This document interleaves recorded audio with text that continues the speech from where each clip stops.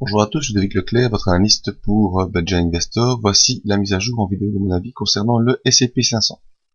Alors, le S&P 500, cette semaine, nous fait une semaine baissière, tout comme les indices européens. Malgré tout, une semaine baissière un peu moins marquée. C'est-à-dire qu'en début de semaine, malgré la grosse séance de lundi ici, on a perdu de nombreux repères. On est passé sous le support des 1570. On est passé sous la M20. Ensuite, mardi, on a fait une réaction haussière, c'est franchissement en revenant au-dessus de tous ces supports. Mercredi, on annule cette remontée pour revenir sur le point de départ.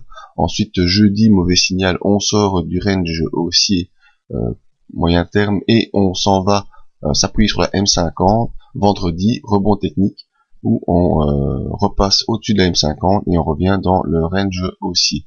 Donc la possible poursuite de ce rebond technique se fera probablement jusqu'au contact avec la M20 et on attendra sur ces niveaux-là pour voir la réaction qui se poursuit ou pas. Alors rapidement, les indicateurs, on voit le RSI neutre dans sa zone entre 60 et 40. Le MACD sous son signal est plutôt baissier, ce qui nous montre une poursuite d'une tendance baissière. Il y avait déjà, vous voyez, entre ce point-ci, donc c'est-à-dire la zone ici des 1560 et ce point-là, la zone des 1590, une divergence. Donc on voit le cours ici clairement qui monte. Et sur notre MACD, on avait le MACD qui descendait. Une divergence baissière était marquée sur le MACD, ce qui nous fait penser à une poursuite de cette consolidation. Maintenant, l'OBV, lui, est plus ou moins neutre quand on prend le bilan de cette période, plutôt à plat l'OBV, donc les indicateurs psychologiques ne savent pas trop nous aider.